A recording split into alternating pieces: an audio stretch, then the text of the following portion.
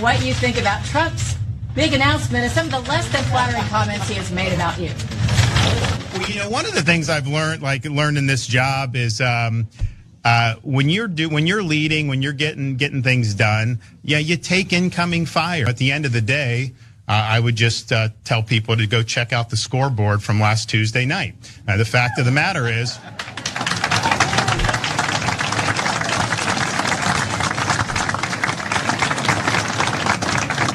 the fact of the matter is, it was the greatest Republican victory in the history of the state of Florida. You just witnessed the first time Florida Governor Ron DeSantis has responded to Donald Trump and all of the attacks that Trump has basically lobbed at him since the midterms, since right before the midterms. And I don't know about you, John, but for me, it just further reinforces what I already thought, which is Trump's probably gonna eat him alive.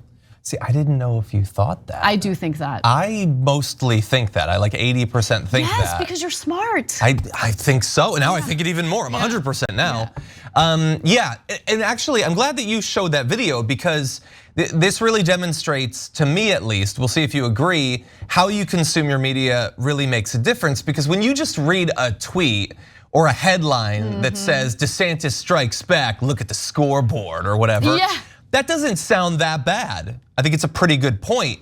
But when you watch that, that's just Florida Jeb. That's all that is. Yeah. The way he's 100%. like, he keeps like stalling and delaying, John. and he's like kind of like hesitantly saying it. He looks nervous. He looks nervous, and that's when a reporter questioned it. Trump's not staring him down from across the room.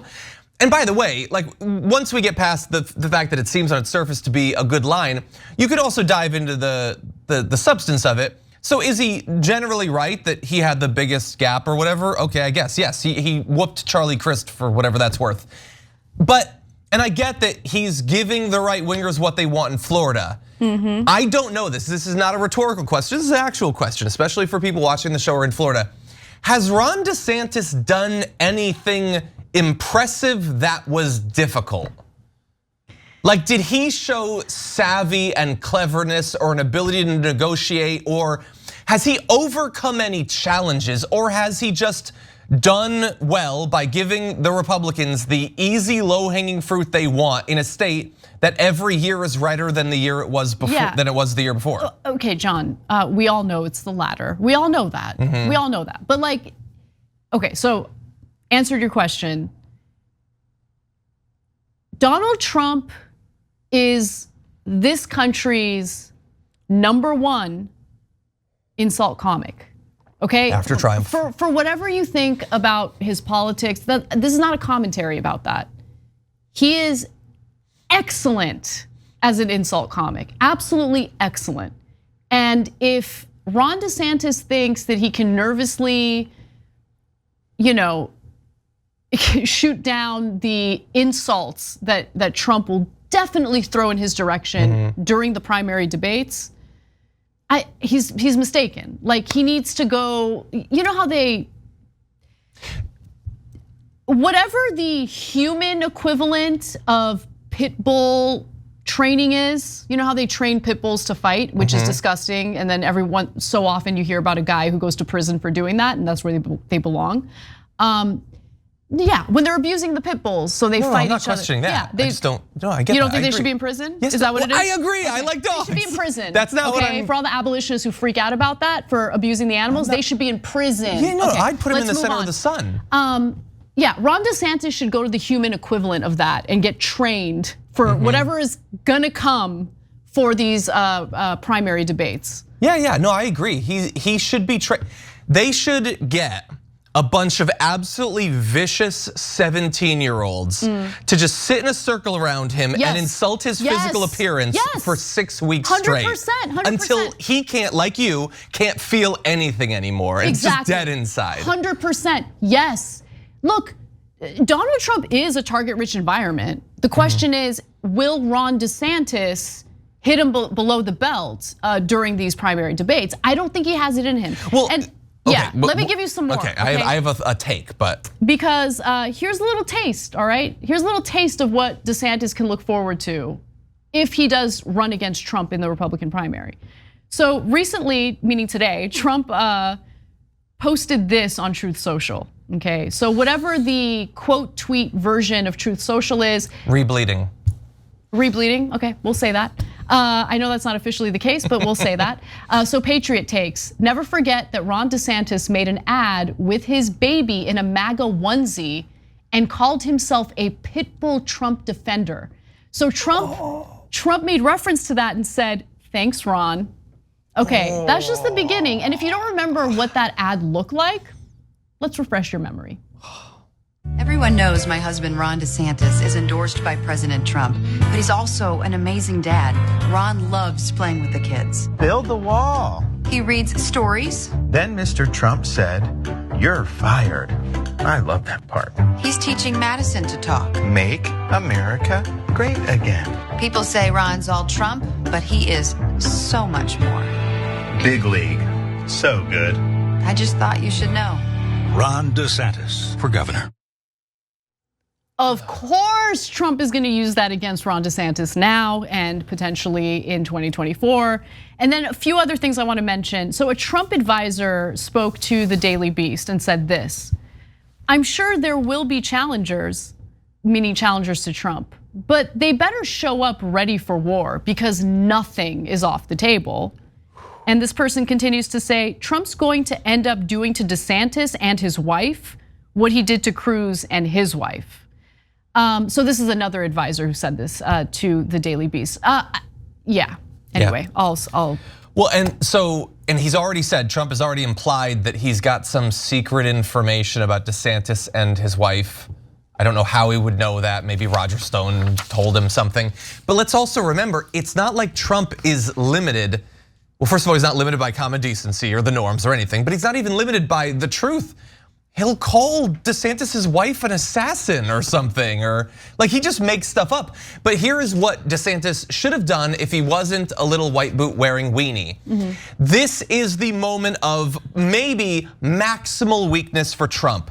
Trump is being abandoned by his allies. He looks terrible. The voters, to the extent that they can be shook about Trump, are right now. He should have come out swinging now. Instead, he gets in his one little thing and then he just wants to like wait 6 months to engage with him. You don't know how strong Trump might be again in 6 months. He should have come out and tried to sink him right now. And it's not like it would have succeeded only if Trump bursts into tears or something. It succeeds by you showing strength because the base voters want to see it. That's the only thing that judges how successful it is. And right now, he's projecting weakness. And we know that Trump is worried about this. That's why he announced so early.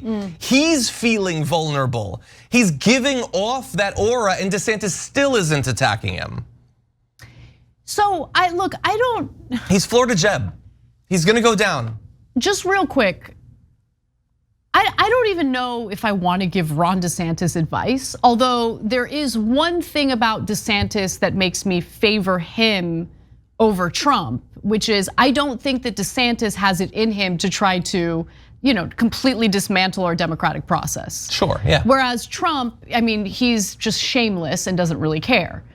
The other thing I noticed about Trump's speech, which could work against Trump in this battle with DeSantis, Republican voters, with the exception of Trump's like very core supporters and base, are kind of sick of hearing about 2020. And last night during Trump's announcement, I noticed that when he was on script, he didn't really mention 2020. When he went off script, he couldn't help himself. Yep. And so we'll see how that kind of factors into this battle moving forward. But I do want to ask you, John, if you could choose the Republican nominee, and it's between DeSantis or Trump, who would you choose? That is super difficult because of course there's the political calculation and there's the stakes calculation. I agree with you that DeSantis's extremes of how bad he could be as president are not as bad as Trump. Trump could be much worse, but on average, I think DeSantis would be worse. I think DeSantis would get worse things done on average. He would actually care about ridiculous deregulatory policies or tax cutting policies. And with DeSantis as the presidential nominee, it's likely, I think, that the Republicans would do better in terms of the House and the Senate. So he might have the capacity to get more done. Trump, the worst case scenario with Trump is worse, but I think he's a weaker candidate. I think maybe even Biden could beat him, let alone an actual progressive, which we're gonna spend the next 4 years pushing for. And with Trump as the, well, I'm gonna. And with Trump, I don't know about the Democrats, but with Trump as the candidate, again, I think that he's gonna drag down a lot of other Republicans, which helps us in the House and the Senate, which we need to take back because we desperately need to take back the Supreme Court. And so it's a terrible, risky roll of the dice, but right now, at least it can change. I think that we're safer with Trump as the nominee. Interesting, okay. It's not up to us though, so. Yeah, and what do you think? I think that that's actually a fair assessment. And the other thing that I would note is, considering that the Republican establishment has soured on Trump, these are the individuals that he would need to effectively dismantle our democratic process. Yeah. And without them on his side, that risk or that threat is, true. I wouldn't say is completely gone, but it's minimized to some extent. So that should factor in. I want to add one asterisk though, which is that we're assuming that one would be the nominee and that's it. In reality, that may not be how it works out. If Ron DeSantis beats Trump, there's some measurable chance that Trump will set the entire Republican Party on fire and drag down Ron DeSantis. I really hope Ron DeSantis wins the nomination. Exactly. I don't know for sure, and I'm not saying. So good, so good. Please do it. MAGA's back, baby. I thought you were gonna fall out of your little swivelly chair there. No, I have a very strong back. I did well there. Okay, great. But anyway, yeah, I don't know. I don't know if it comes in the form of him literally running as a third party candidate or just him dragging him down.